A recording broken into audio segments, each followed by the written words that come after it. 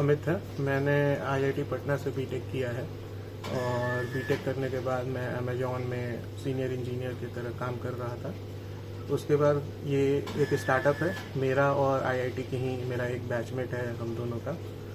तो डोरवॉस अभी स्टार्टअप बिहार के थ्रू भी बैक्ड है और डोरवॉस बेसिकली एक एम है लॉन्ड्री को इजी बनाने के लिए। आप लोग ऐप से डोरवॉस की सर्विसेज बुक कर सकते हैं और हमारे डिलीवरी बॉय घर से पिकअप और डिलीवरी करते हैं। तो एम यही है कि जिन लोगों के पास भी टाइम नहीं है, जो लोग लॉन्ड्री के लिए टाइम नहीं निकाल पाते, तो हम उनका लॉन्ड्री उनके लिए करके देते हैं ताकि वो लोग अपना कीमती समय खुद पे एंजॉय कर पाएँ। सर, जैसा कि मीडिया टीम पहुंची है डोरवॉस के पास, आपके पास पहुंची है ये देखने के लिए, जानने के लिए कि बेसिकली डोरवॉस है क्या। दर्शक ये जानना चाहते हैं कि डोरवॉस की आपने शुभारंभ कब किया और आज जो जिस समय का जो समय चल रहा है अप्रैल 2025 का, क्या कुछ खास रहा है अब तक का फिलहाल?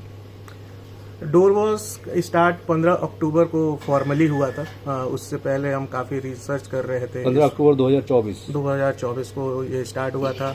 अभी तक का जर्नी काफ़ी अच्छा ही रहा है। लोगों का प्यार मिला है, काफ़ी लोगों ने हम पे भरोसा दिखाया है। हम लोग बिल्कुल नए प्लेयर्स हैं इस मार्केट में, फिर भी लोगों का बहुत ज़्यादा भरोसा मिला। बिहार सरकार का हमें भरोसा मिला। बिहार सरकार ने हमें स्टार्टअप बिहार से चुन के हमें सम्मानित किया और हमारे स्टार्टअप को बैक किया। उसके बाद रेडियो सिटी ने भी हमें सिटी के सितारे अवार्ड से सम्मानित किया। तो काफ़ी अच्छा जर्नी रहा है। लोगों ने भी प्यार दिखाया है।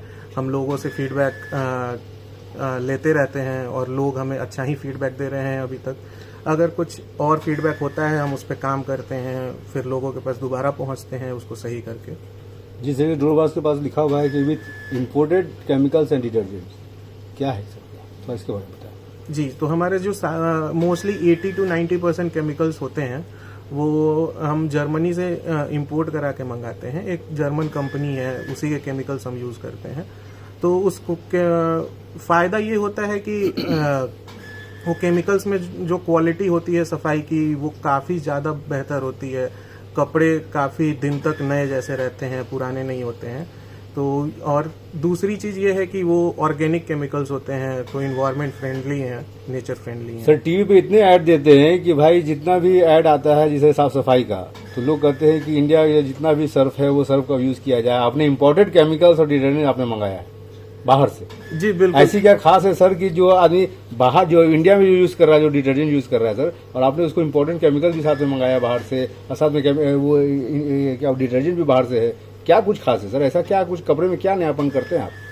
जी बिल्कुल। हम भी कुछ केमिकल्स हमारे भी इंडियंस है घर में। हम भी कोशिश करते हैं कि इंडियन चीज़ें ज़्यादा से ज़्यादा यूज़ कर पाएं, लेकिन जब कस्टमर की बात आती है तो हम ये कोशिश करते हैं कि एक सर्टेन प्राइस पे जितना बेहतर क्वालिटी हो सकता है, वर्ल्ड में जो बेस्ट क्वालिटी हो सकता है वो प्रोवाइड करने के लिए।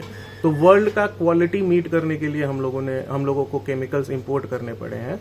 तो आप लोगों की सोच कैसे चेंज कर सकते हैं जबकि लोग आज सर्फ एक्सेल, फेना, घड़ी डिटर्जेंट ये सारा चीज यूज कर रहे हैं और कपड़े को साफ कर रहे हैं? आप सर ऐसे में लोगों की सोच कैसे चेंज कर सकते हैं? जी, लोग की सोच चेंज करने वाली बात नहीं है। अगर वो खुद यूज कर रहे हैं तो अच्छी बात है। अगर हमारे सर्विसेज यूज कर रहे हैं तो हम तो खुद उस केमिकल में धो रहे हैं, तो लोगों को तो क्वालिटी से मतलब है।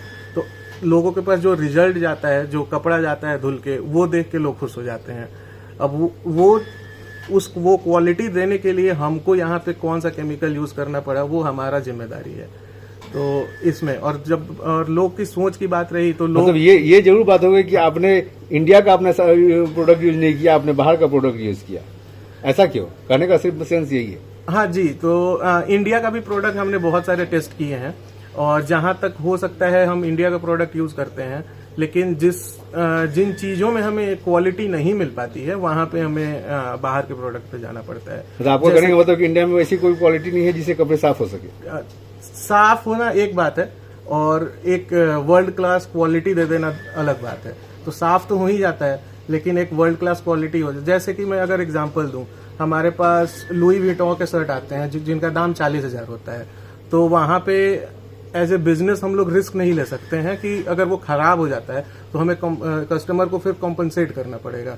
तो वो रिस्क हम नहीं ले सकते हैं क्योंकि इतने महंगे कपड़े भी हमारे पास आते हैं।